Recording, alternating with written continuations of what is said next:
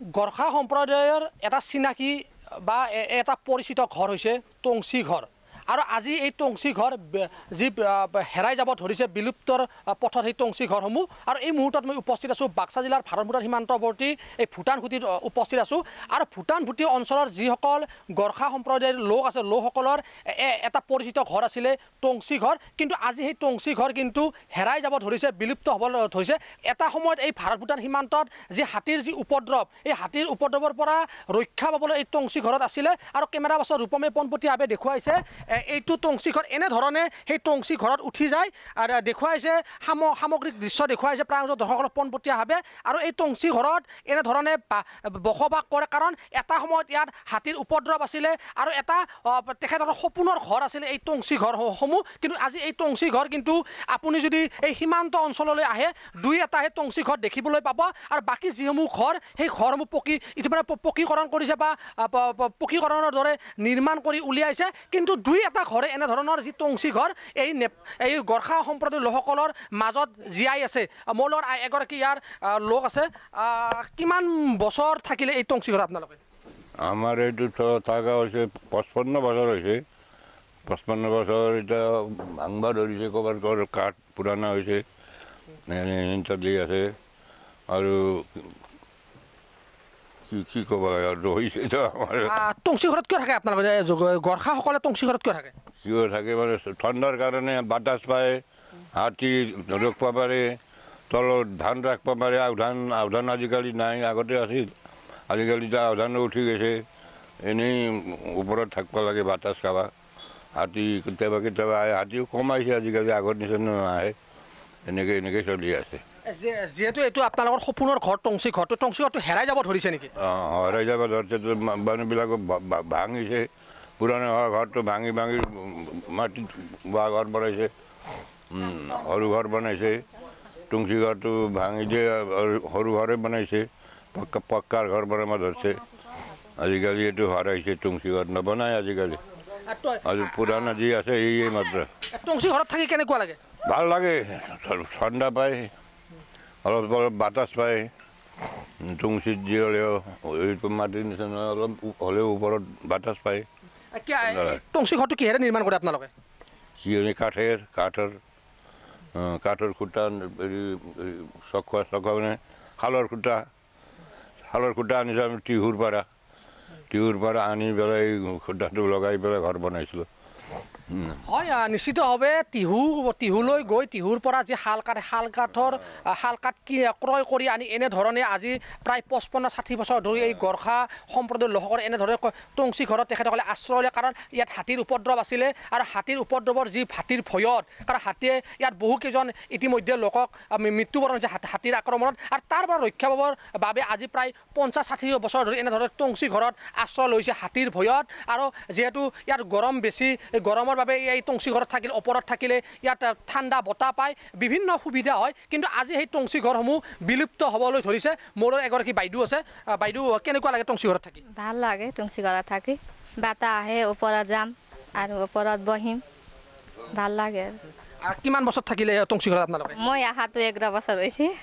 ইয়াতে বিয়া হৈ আহিছোঁ 11 বছৰ হৈছে আমাৰ ঘৰতো টংচি ঘৰ আছিল টংচি ঘৰতে থাকছোঁ ভাল লাগে টংচি ঘৰত থাকি এতিয়াতো বাংচি নতুন ঘৰ বনাইছে মাৰ ঘৰত টংচিটো বাংচি এতিয়া টংচি ঘৰবিলাক নোহোৱা হৈ আছে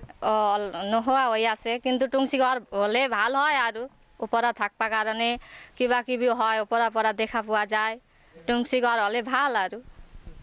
হাতীৰ ভয়তো থাকে নেকি হাতী তলত আহিলে ওপৰৰ পৰা চাব পাৰি কোনফালে যায় কোনফালে নাযায় কি কৰে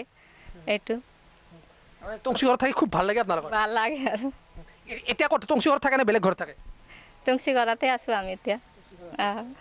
হয় নিশ্চিতভাৱে এনেধৰণে এই বাইদেউসকলেও এতিয়া এই টংচি ঘৰ থাকে আৰু ৰূপমে দেখুৱাইছে কি সুন্দৰ ধৰণে এটাও 50-60 বছৰ পূৰ্বে এই টংচি ঘৰটো নিৰ্মাণ কৰিছিল কাঠৰে আৰু টিহুৰ পৰা এই শাল কাঠ কিনি আনিছিলে আৰু এনেধৰণে টংচি ঘৰ এটা নিৰ্মাণ কৰি ইয়াৰ হাতীৰ যি সন্ত্ৰাস এই হাতীৰ সন্ত্ৰাসৰ ভয়ত এনেদৰে টংচি ঘৰতে তেখেতসকলে জীৱন নিৰ্বাহ কৰিছিল আৰু মোৰ লগত এগৰাকী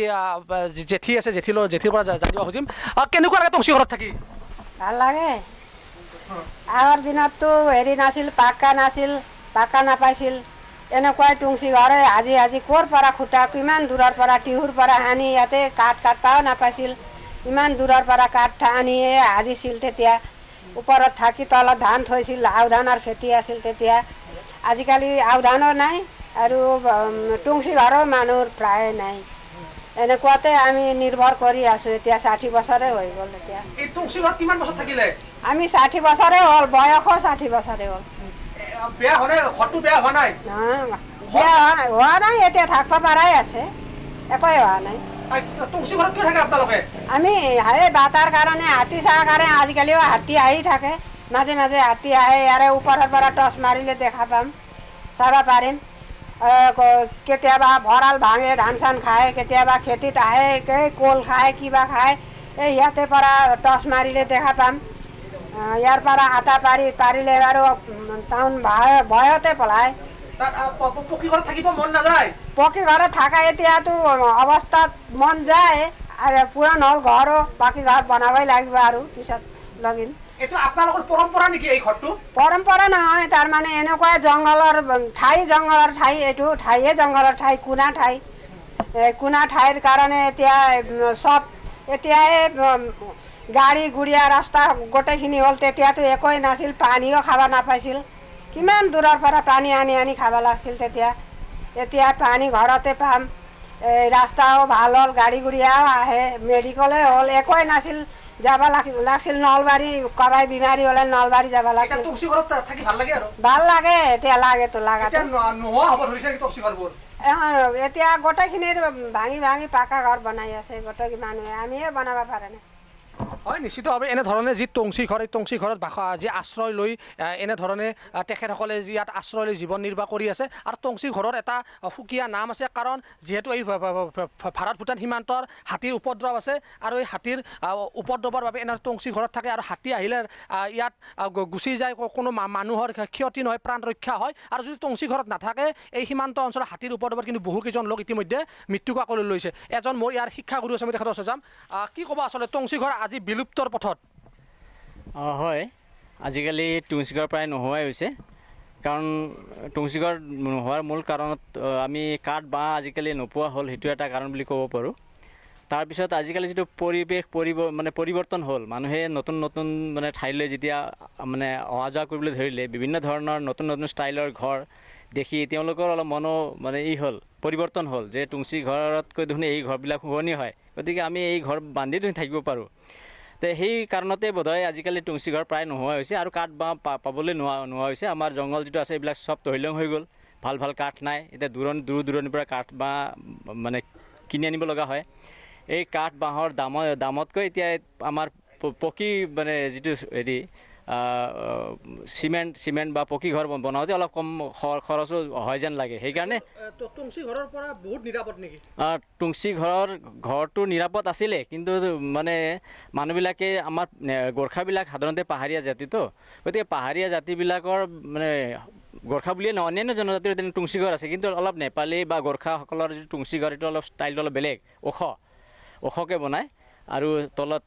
দুই খলপীয়া তলৰ খলপত মানে ধান চান গৰু চৰু ৰাখিব পাৰি বহুত কামত আহে আৰু ওপৰত মানুহে থাকি ধুনীয়াকৈ নিৰাপদে থাকিব পাৰে দূৰ দূৰণিৰ দৃশ্যবিলাক উপভোগ কৰিব পাৰে গৰমৰ দিনতো ধুনীয়াকৈ বতাহ চতাহ খাই শুই থাকিব পাৰে আঁঠুৱা চাঠুৱাৰ কোনো প্ৰয়োজন নাই মহ আদিৰ পৰাও ৰক্ষা পৰে গতিকে বিভিন্ন ফালৰ পৰাই নিৰাপদ বুলিয়ে ভাবোঁ আৰু টুংচি ঘৰবোৰ হাতীৰো ভয় নাই হাতীৰো ভয় নাই হাতী আহিলেও দূৰৰ পৰা দেখা পায় আৰু মানে চিঞৰ বাখৰ কৰি খেদাব পাৰে সেইকাৰণে এই দূৰৰ পৰা দৃশ্য উপভোগ কৰাৰ কাৰণে টুংচি ঘৰ খুবেই ভাল টুংচি ঘৰ বিলুপ্ত হ'ব ধৰিছে এতিয়া প্ৰায় নাই টুংচি ঘৰ নোহোৱাই হৈছে নোহোৱাৰ কাৰণটো মই তেতিয়া উল্লেখ কৰিলোঁৱে এটা কাৰণটো মানে ভাল কাঠ পাবলৈ নাই আৰু দ্বিতীয় কাৰণটো হ'ল পৰিৱেশ পৰিৱৰ্তন হ'ল নহয় গতিকে সেই পৰিৱেশৰ লগত মিলি ধুনীয়া ঘৰ যিটো ষ্টাইল অলপ মানে মানুহে অলপ ষ্টাইলত থাকি ভাল পায় এতিয়া ষ্টাইলটোক বেছি প্ৰাধান্য দিয়া হৈছে সেইকাৰণে এই টুংচি ঘৰবোৰ প্ৰায় মানে নোহোৱাই হৈ গ'ল আৰু হয় নিশ্চিতভাৱে এই যি দুখলপীয়া যি টংচী ঘৰ এই টংচী ঘৰ আজি কিন্তু বিলুপ্তৰ পথত বুলি ক'ব লাগিব কাৰণ যিহেতু পৰিৱৰ্তন হৈছে আৰু পৰিৱৰ্তনৰ চাই ইতিমধ্যে যি গৰ্খা সম্প্ৰদায়ৰ লোকসকল আছে গৰ্খা সম্প্ৰদায়ৰ লোকসকলে এই দুই এটা পৰিয়ালে টংচী ঘৰত এতিয়া বাসস্থান কৰিছে কিন্তু বহুকেইটা ঘৰ এতিয়া পকী নিৰ্মাণ কৰিছে হয় নিশ্চিতভাৱে ক'ব লাগিব কাৰণ যিহেতু এটা সময়ত ইয়াত ঘন জংঘল আছিলে এই সীমান্ত অঞ্চল ঘন জংঘল আছিলে আৰু ইয়াত ভাল বনাঞ্চল আছিলে আৰু বনাঞ্চলৰ যি মূল্যৱান গছ আছে গছৰ দ্বাৰা এই টংচী ঘৰসমূহ এই গৰ্খা সম্প্ৰদায়ৰ লোকসকলে নিৰ্মাণ কৰিছিল কিন্তু এতিয়া যিহেতু বনাঞ্চল ধ্বংস কৰিছে চোৰাং চিকাৰীয়ে হওক বা অন্যান্য চোৰাং বেপাৰীয়ে হওক তেখেতসকলে এই যি বনাঞ্চল ধ্বংস কৰিছে কাটি তহিলং কৰিছে আৰু তাৰ ফলত এতিয়া কাঠ পাবলৈ নাপায় আৰু বিশেষকৈ যি পৰিৱৰ্তন হোৱাৰ বাবে এই পৰিৱৰ্তনক চাইয়ে ইতিমধ্যে এই যিসমূহ টংচী ঘৰসমূহ বিলুপ্ত হ'ব ধৰিছে সেই গৰ্খা সম্প্ৰদায়ৰ লোকসকলে তেখেতসকলে নতুন পকী ঘৰ নিৰ্মাণ কৰিছে আৰু দুই এটা ঘৰে আপুনি যদি এতিয়া এই বাক্সা জিলা ভাৰত ভূটান সীমান্তৱৰ্তী ভূটান খুঁটিলৈ আহে ইয়াত এই গৰ্খা সম্প্ৰদায়ৰ লোকসকলৰ দুই এটা ঘৰে আপুনি টংচী ঘৰ দেখিবলৈ পাব কিন্তু বাকী যিসমূহ ঘৰ এই ঘৰসমূহ কিন্তু পকীকৰণ কৰিছে বা পকী ঘৰ তেখেতসকলে নিৰ্মাণ কৰিছে আৰু টংচী ঘৰবিলাক এটা নিৰাপদ ঘৰ বুলি ক'ব লাগিব কাৰণ ইয়াত বতাহ পায় গৰমত বতাহ বলে বা বতাহটো যায় বা আঁঠুৱা নালাগে তাত মহে নাকামোৰে বা যি হাতীৰ যি উপদ্ৰৱ হাতীয়ে তাত আক্ৰমণ কৰিব নোৱাৰে আৰু তেনেধৰণে এই গৰ্খা সম্প্ৰদায়ৰ যি এটা পৰিচিত যি ঘৰ যি এটা সপোনৰ ঘৰ এইটো টংচী ঘৰ আৰু আজি এই টংচী ঘৰ এতিয়া বিলুপ্তৰ পথত